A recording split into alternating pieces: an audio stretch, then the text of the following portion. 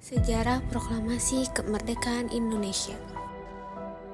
Sejarah proklamasi dimulai pada tanggal 17 Agustus 1945, ketika bangsa Indonesia menyatakan kemerdekaannya. Meskipun kekalahan Jepang dalam Perang Dunia II menjadi salah satu latar belakang penting yang mempercepat proses proklamasi, kemerdekaan Indonesia bukanlah sebuah hadiah yang diberikan langsung oleh Jepang.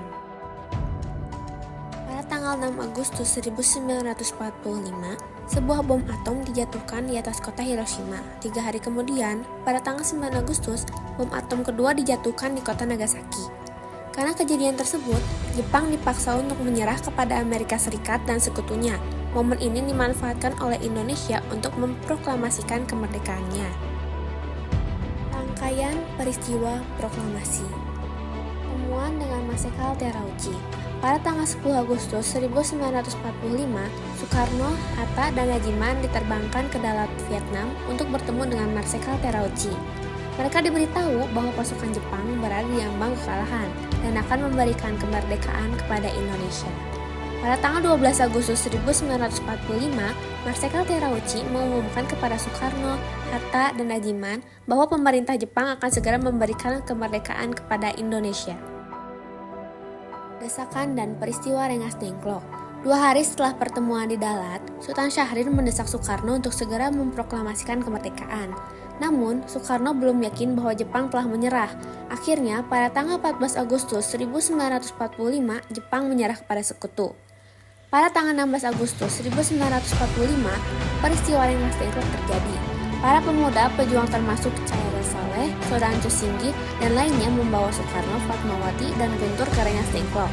Tujuannya adalah agar Soekarno dan Hatta tidak terpengaruh oleh Jepang. Di sana, mereka meyakinkan Soekarno bahwa Jepang telah menyerah dan pejuang Indonesia siap melawan Jepang. Penyusunan teks proklamasi. Setelah peristiwa Rengas Dengklok, Soekarno dan Hatta kembali ke Jakarta. Mereka bertemu dengan Mayor Jenderal Osugi Nishimura. Nishimura mengemukakan bahwa Jepang harus menjaga status quo dan tidak dapat memberi izin untuk mempersiapkan proklamasi seperti yang dijanjikan Marsekal Terauchi di Dalat. Soekarno dan Hatta menyesali keputusan tersebut dan menuju ke rumah Laksamana Maeda untuk melakukan rapat menyiapkan teks proklamasi. Penyusunan proklamasi dilakukan oleh Soekarno, Hatta, Asmat Soebardjo, dan disaksikan oleh Soekardi, B.M. Diah, Sudiro, dan Sayuti Melik. Teks proklamasi ditulis oleh Soekarno sendiri.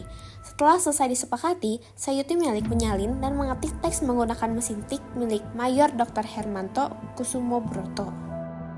Bacaan proklamasi. Pada pukul 10 pagi pada 17 Agustus 1945, di kediaman Soekarno di Jalan Pegangsaan Timur 056, teks proklamasi kemerdekaan dibacakan oleh Soekarno. Kemudian, bendera merah putih yang dijahit oleh Fatmawati dikibarkan oleh prajurit peta bernama Latif Hendraningrat yang dibantu oleh Sopardjo dan seorang pemudi yang membawa nampan berisi bendera merah putih. Setelah bendera berkibar, lagu Indonesia Raya dinyanyikan oleh semua hadirin yang ada. Bendera tersebut masih disimpan hingga sekarang di Museum Tugu Proklamasi. Pasca Proklamasi. Pembentukan Undang-Undang Dasar. Pada tanggal 18 Agustus, Panitia Persiapan Kemerdekaan Indonesia mengadakan rapat dan mengesahkan UUD sebagai dasar negara. Dengan demikian, terbentuklah Pemerintahan Negara Kesatuan Republik Indonesia dengan kedaulatan di tangan rakyat.